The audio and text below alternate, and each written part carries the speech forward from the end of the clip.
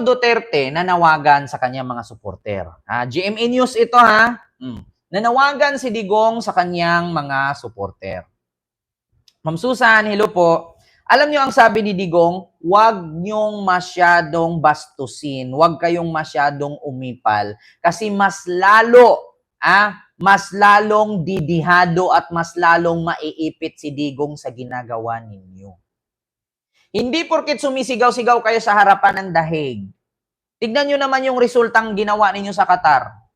Nagwawala kayo doon, alam niyo yung Ramadan. Di ba, nakulong kayo. Binisita ba kayo ni Digong? Binisita ba kayo ni Sara? Hindi. Si Pangulong Bongbong Marcos pa rin ang tumulong sa inyo. Kakapal na mukha ninyo mga DDS kayo. So ngayon, hindi porket magsisigaw kayo dyan sa harap ng dahig, no, magpuprotesta kayo dyan, mag-iiyak kayo dyan, hindi po yan nakakatulong para sa ikakababa ng sentensya ni Digong kung sakali man. Nobody said that life is always fair. Maraming salamat po. Diyan ka lang sa Gidle. Salamat po. Alam nyo, hindi po nakakatulong kay Duterte yang pagsisigaw-sigaw niyo dyan, bring him home, bring him home. Nakakaistorbo kayo. Di ba? Yes, totoo yan. Ma'am Lani Reyes, di ba? Kung hindi lang gusto content ko, sa manood. Nakakaistorbo po kayo mga DDS sa ginagawa ninyong rally dyan sa dahig. Alam niyo bakit ito, sabi, mga DDS, pakinggan ninyo ito ha. Attention to Duterte supporters. Ayan, mga bugok na didishit. Nakiusap na ang inyong tatay Digong. Huwag daw kayong masyadong pakialamero sa kaso niya at baka lalong lumala ang sitwasyon niya. Diba? Ma'am Dali, ayan, Babes Castro, first ever squad. Salamat po. Diba? Salamat po, Ma'am Shasha Aranda sa Paris. Naku, malayo yan, ma'am. Wala tayong visa. Mahirap tayo dyan. Wala tayong pang ano. So, ito na, interference can actually be added to the case filed against him. They were already warned when this spam trash the page of the judge. Even Finkatay is annoyed by the kabubuhan and indiscretion of his trolls. So si Finkatay daw, si Fintanil na katatay, tatay Fintanil.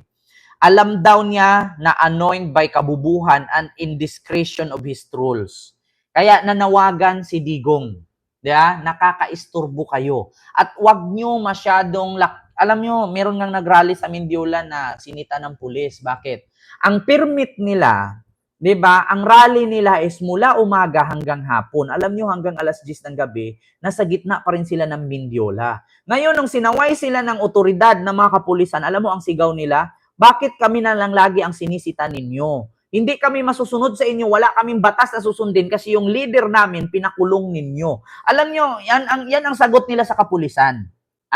Ngayon, kapag kinulong sila, kapag sinaktan sila, ang sasabihin agad nila, martial law, ginigipit sila ni BBM.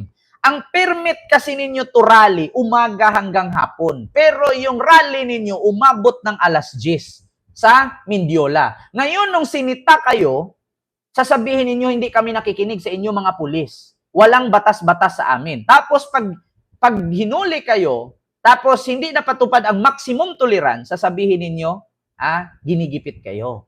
Di ba?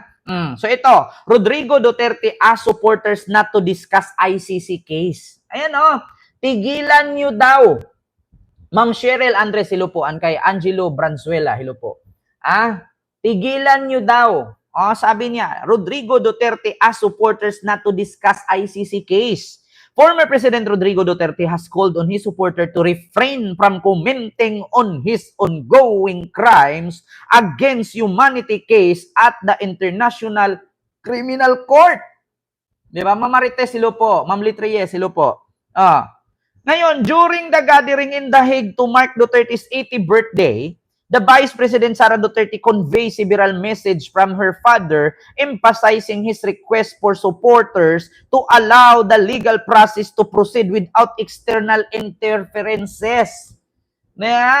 Kasi ang ginawa kasi ng mga supporter ni Duterte, binababoy nila ultimo yung judge sa dahig. Di ba si Mutok, naalala nyo yung babae? Kung anong ginawa ng mga supporter ni Digong. Naku po, mga kababayan, si Digong nanawagan. Ito ICC Judge Binaboy. Ito yung kadahilanan ng panawagan ni Digong kasi mas lalong maiipit. Maiipit si Digong sa kanyang kaso at mas lalong madidiin. Naku, kayo kasi, Ken, close kayo dati ni Digong, sabi ni Pinpin di Sarapin. Hindi ako makipag-close, mabaho bagang nun. So ito, tignan ninyo. Na isang judge ng International Criminal Court. Posibleng maharap sa iba pang opisyal o usaping legal si dating Pangulong Duterte matapos spam ng kanyang mga taga-suporta ang social media page na isang judge ng International Criminal Court. Mula ang Facebook page ni ICC Pre-Trial Chamber Presiding Judge Julia Motok na mga komento mula sa mga Duterte loyalist na nananawagan sa International Tribunal na ibalik ang dating Pangulo sa Pilipinas. Sinabi ni ICC Assistant to Counsel Attorney Cristina Conti na hindi nakabubuti para kay Duterte ang ginagawa ng kanyang mga taga-suporta. Posibleng maapektuhan din anya nito ang posibleng interim release o pansamantalang paglaya ng dating Pangulo. Wala pang pahayag ang kapwa ni Duterte tungkol sa kilos ng mga taga-suporta sa social media page ni Moto. Sa ngayon, pinahan na maaari mag-komento sa mga post sa social media page ni Motok. Posibleng maharap sa iba pang opisyal o usaping legal si dating Pangulo. Yan ang problema. Stress na yung amo ninyong kulto ninyo na si Digong sa loob ng kulungan. Dinadagdagan nyo pa. 'Di ba? Okay lang naman kung dito kayo magwalwal sa Pilipinas Ang problema lang doon kayo nagwalwal sa hindi nyo bansa. Tignan nyo yung consequences ng ginawa ng mga Pilipino sa Qatar. Alam nilang Ramadan, nagwiwilga-wilga sila, hindi naman sila naintindihan ng mga Arabo doon. Kahit magsisigaw kayo ng Duterte doon, sasabihin ng Arabo sa inyo, inshallah, inshallah. Diba? Shukran, habibe. Diba? Yun lang naman sasabihin na hindi man naintindihan. Sino ba si Duterte? Oo, poki ng inang yan. Diba? Kaya ngayon, mga kababayan, ito na ang resulta. Mas lalong madidiin si Duterte sa ginawa. Nanawagan si Digong sa mga DDS. Diba? So ito na, bukod dyan mga kababayan, dito tayo kay Ramon Tulfo. Allah, Diyos ko. Mga kababayan, Ramon Tulfo. Ramon Tulfo. 1 billion. Ano kaya tong 1 billion sa ano?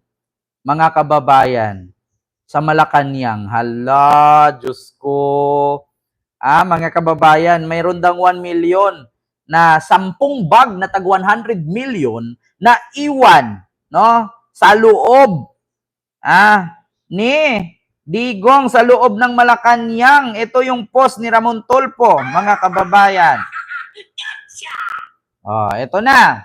Ramon Tulfo post. Kakalabas lang yan, ha? Ito na.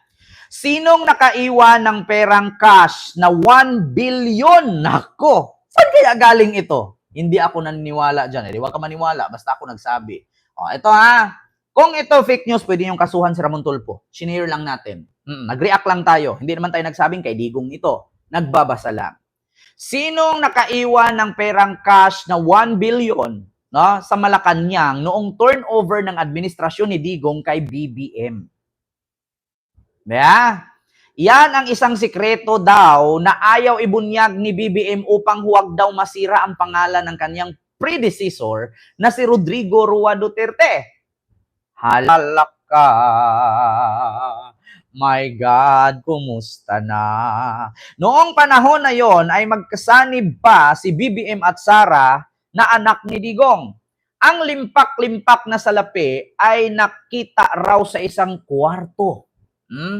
Sa main building ng palasyo. Nako! Hala! Ang mga pera daw ay nasa 10 duffel bag. 10 bag.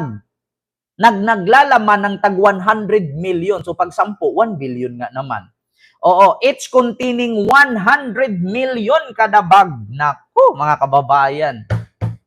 Hala!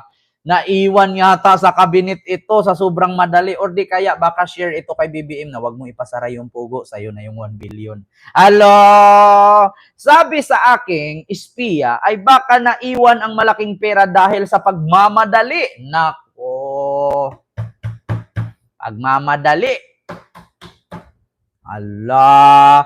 Sabi pa sa aking espiya, maaaring kasama ito sa mga pirang hinakot palabas bago pumasok ang bagong residente ng Malacanang. Nako! Hala! Diyos ko, palakpakan. Diba? Naku, ang daming pera nito, mga kababayan. Puro daw, di pa yan confirm. At least si Ramon Tulfo yan. Hindi yan si Banatbay. Hindi yan si Maharlika. Ito si Ramon Tulfo, hindi nagtatago yan. Pwede niyong questionin.